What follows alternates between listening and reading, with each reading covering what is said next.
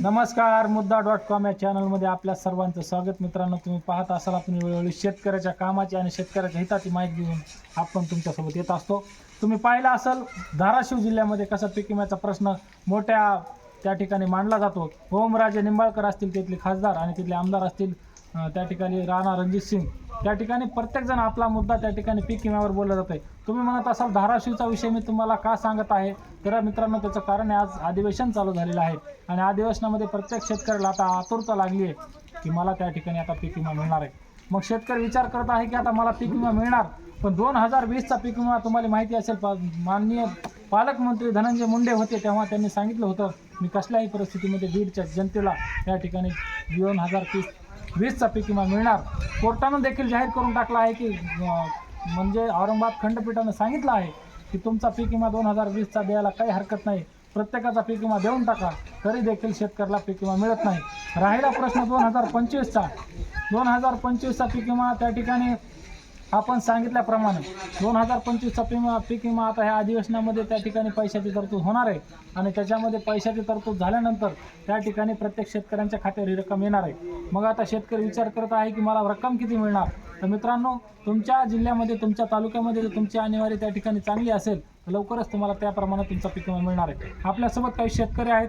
बरेच शेतकरी आता विचार करत आहेत की मला अनुदानाची यादी कधी येणार, माझ्या कर्जमाफीची यादी कधी येणार, माझ्या पात्रताची यादी कधी येणार, हेच आपण उत्तर आता त्या ठिकाणी जाणून घेणार आहोत.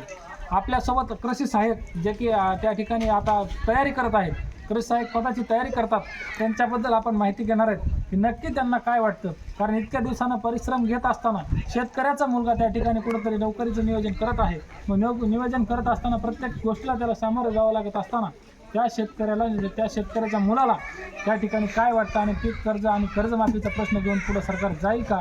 नमस्कार सर. नमस्कार. बोला. तुम्हाला काय वाटतं त्या ठिकाणी पीक कर्ज असेल, पीक कर्जमाफीची घोषणा असेल, बच्चूभाऊ कडींचं आंदोलन तुम्ही पाहिलं असेल, नागपूरमध्ये झालेलं मोठ्या प्रमाणामध्ये ते आंदोलन आणि त्या आंदोलनाचं रूप त्या ठिकाणी मुंबईच्या बैठकीमध्ये झालं. त्याच्यामधून जो काही निर्णय झाला की 30 जूनच्या पूर्वी तुम्हाला कर्जमाफी देऊ, त्याच्याबद्दल तुम्हाला काय वाटतं.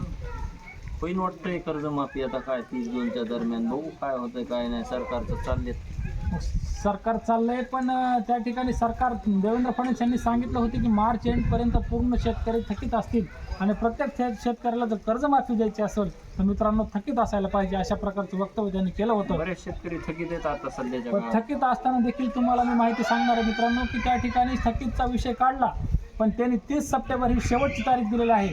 जर तुम्ही 30 सप्टेंबरपर्यंत थकीत असताल तरच तुम्हाला त्या ठिकाणी त्याचा लाभ मिळणार, अशा प्रकारच्या याद्या सरकारनं त्या ठिकाणी प्रदर्शित करायला सुरुवात केलेली आहे. त्याची माहिती गोळा करायला सुरुवात केली, अशा प्रकारचं आपल्याला समोर माहिती आलेली आहे. मग राहिला विषय पीक विम्याचा, कारण प्रत्येकाला सांगितलं होतं 17,500 रुपये पीक विम्याला मिळणार, म्हणजे 17,500 तुम्हाला मिळतील का सर.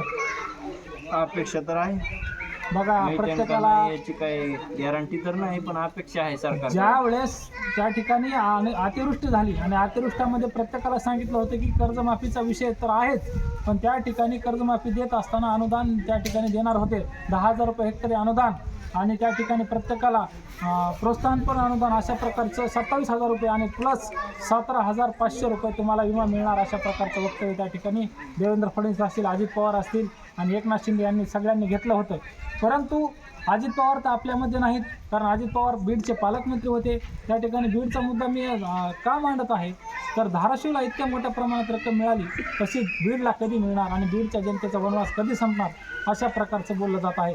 बीडचे 2 मंत्री असताना, बीडचे 2 पालकमंत्री होऊन गेले असताना त्या लोकांचा कुठलाही बेहिशोबी त्या ठिकाणी कुठलाही हिशोब केला जात नाही. त्या ठिकाणी बीडचं कुठलाही शब्दानं त्या ठिकाणी बोललं जात नाही. पीक विम्याचा शब्द कुठेही पुढे घेऊन जात नाहीत. तुम्हाला काय वाटतं, नक्कीच तुम्हाला 17,500चा पीक विमा ह्या अधिवेशनामध्ये मिळेल का. नक्कीच तुमच्यामध्ये कुठंतरी त्या ठिकाणी तुमच्या घर खर्चामध्ये असेल, शेतीच्या खर्चामध्ये असेल, फायदा होईल का, मला कमेंटवर कळवा. धन्यवाद.